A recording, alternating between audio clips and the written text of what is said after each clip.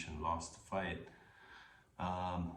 A lot of people have been talking about Tony retiring, or coming up with reasons as to why Tony has a 3-fight losing streak. Now, should Tony Ferguson El Kukui, should he retire? I don't think so. I think,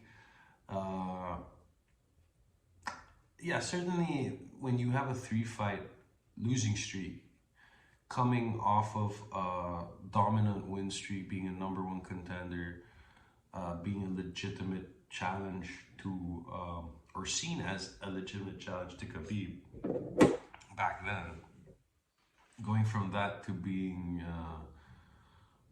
on a 3-fight losing streak is a huge change. It's a big deal, right, for any fighter. So anyone in that situation would be faced with the same question, like, should I retire, or at least what should I do to change this really serious trend that's happening? Now, I don't think he should retire at all. #1, and I think this is one of the best things going for Tony Ferguson right now, and we saw that in the last event. He's certainly a very popular fighter still. A lot of people cheer for him. He has a lot of fans, a lot of support. I'm not sure what kind of support that is. I mean, obviously, it's not. It's probably. Oh, Siri is trying to interrupt my recording there. But yeah, it's not obviously because he's on a tear, on a win streak. These are diehard fans that have been with him for a long time, and I've appreciated his unique style, his violent style that led him to the top. So that being said, the UFC has a reason to keep him in there, and I'm happy because I do want to see Tony resurge into top rank and challenge Charles Oliveira. That would be awesome, right? I mean, but honestly, that the way it looks, I understand it doesn't look very good for him right now. I don't think he should retire, but I think what he should do is take an extended period of time before his next fight. I think he should take some time to reassess his approach, and I'll explain why. But I think he should also look at his camp, the people around him, and also be very careful picking his next opponent. It should be a fight that's winnable for him. It should be a fight that's also, not a giveaway, not a sort of, not a, how would you call it, a tune-up fight, nothing like that. But a fighter perhaps in the lower rankings. I mean, if we're talking about the lightweight division, right? That's that's a big. I mean, even people down outside of the top 15, or some of them are big threats, right? So let's just quickly have a look here. This isn't the full ranking here, but I mean, so after it's all said and done, Tony's down to 6. I mean, RDA, that wouldn't be a bad fight for him. Below him is RDA, Dan Hooker, Paul Felder. I mean, Islam Makhachev. That's certainly not what you want, Tony. Gregor Gillespie, Kevin Lee, wow. Diego Ferreira, Drew Dober. I mean, Thiago Moises. I'm not sure if I'm pronouncing that correctly. But if we go further down, I'm just gonna pull up another. I mean, these are tough guys, dude. I'm not sure which is the correct ranking here. This one, they seem to conflict.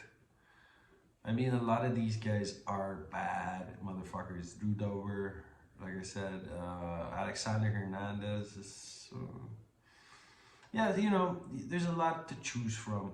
There's a lot to choose from in the lower rankings, and I think that's where Tony Ferguson should be focusing on for his next fight.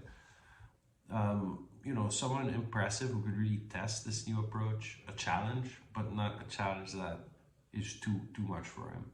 I don't think he should be fighting someone up his ranking. Certainly not after a 3-fight losing streak. I mean, you know, I mean, a good fight, like I said, RDA wouldn't be a bad fight for him, I think. Drew Dober, no. Drew Dober, I think, is right now doing really. I mean, he came off a loss of Makhachev, but well, that could be a good fight. But I don't know if stylistically it's good for Tony.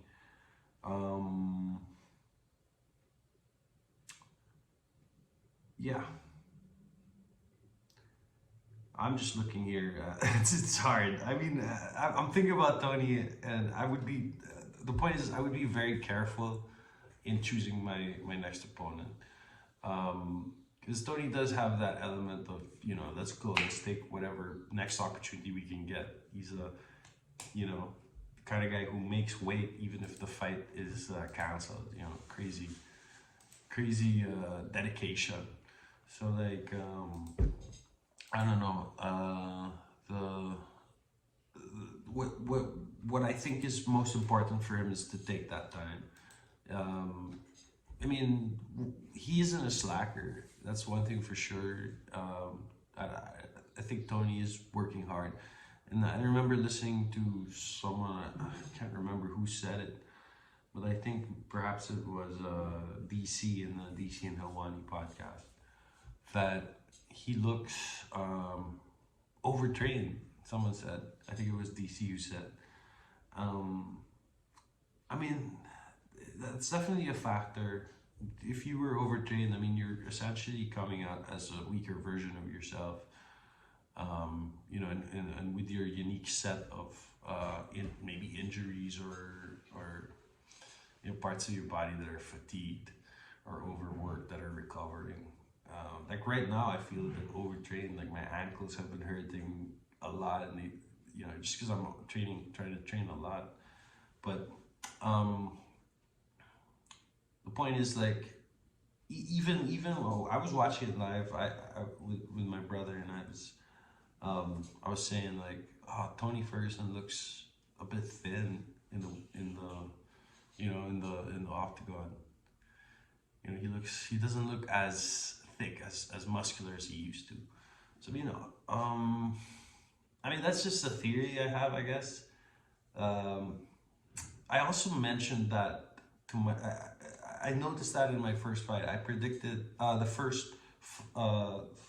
fight with him and Charles Oliveira. Sorry, I did a video predicting Charles Oliveira would win that fight, and part of the reason I chose Charles Oliveira was because, yeah, Tony looked a bit thin. He looked lean. He looked like he was losing mass for some reason.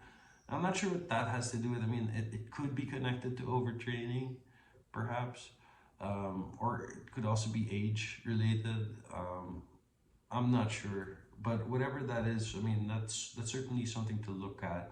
I mean, you know, there's a lot he could do even at his age, even after his long fighting career and the durability and the fighter durability he had, or longevity that he has left. He can still bulk up and get bigger, stronger if he makes changes. I mean, I don't know what kind of information is out there about his specific diet and, you know, strength program, conditioning. I'm not sure what he does, right? But one thing that is known is he has his unique style of training. He does things on his own at home, you know, like he has his home gym. He likes to be the sort of you know, top guy in the team. He doesn't like it when interviewers ask him about coaches. He says, I'm the coach. He says that all the time, right? So with that, I mean, that probably is something he should maybe look at as well when if he does take a long period of time. I really think that's what he should do, you know, prepare for a fight, because Tony Ferguson, man, if he has a fourth loss, it's certainly gonna seal the deal for for his retirement, I think, but not yet. I wouldn't give up on the guy. I mean, he's a legend. He still has the chance to have a resurgence in the sport, and I think the UFC owes it to him to do that. And I think he owes it to himself as well to really, you know, be calculated about his next fight. And I hope he does. I hope he just doesn't take the next opportunity against the beast and gets murdered. Although there's always that chance, right? But yeah, you know, and just to end this video, saying, you know, he's angry now. Like, he's not quitting, and he's angry now. I mean, look, man. People say like, oh, you're angry now after you lost 3 times. Now you're gonna get your ass moving. I don't think that's the case. I mean, I think Tony, you know, he's certainly aware of the situation. He's, you know, he's been driven ever since that Gaethje fight. I bet he's been training harder than ever. I wish we knew more about him. That's the thing though. Like Tony Ferguson. I mean, you could listen to his interviews and try and get information about what he does in training, and just like sometimes it's so far out what he says, and you can't really dig deep because he jumps into so many different points of conversation at a response to a single question, like often. So like I don't know if you know what I mean. It's hard to listen to a Tony Ferguson interview. That's what I'm saying. So yeah, I wish there was more information about what he's doing so that I could have a better idea, perhaps, of like, you know, what needs to change. But yeah, this is all my opinion. I mean, what do I know? I mean, honestly, but yeah, that's my opinion. I don't think Tony should retire. I hope he does take some time off and make some changes, and I really hope he comes back and wins his next fight, because I'm a big El Cucuy fan. Sad to see him lose. Although, look, another thing is like, this guy, he lost against Beniel Dariush. Tough guy, up and comer. He's on a tear of his own with a win streak, a pretty decent win streak, right? And now he's ranked what, number 4 or something. So this guy, very soon we could see him go for the belt. Okay, so that guy's no slouch. Tony lost against him. He lost against Charles Oliveira, the fucking champion right now. Okay, he lost against Justin Gaethje. So this is like almost the murder row of the division. Well, not quite, but I mean, these are top elite lightweights. Okay, so let's not forget that he didn't just, you know, get knocked out by some nobody or something like that. So yeah, hopefully good luck to Tony and what happens next to him. Thank you for listening to this video, and would appreciate a like, comment, subscribe. Stay tuned for the next one. Bye bye.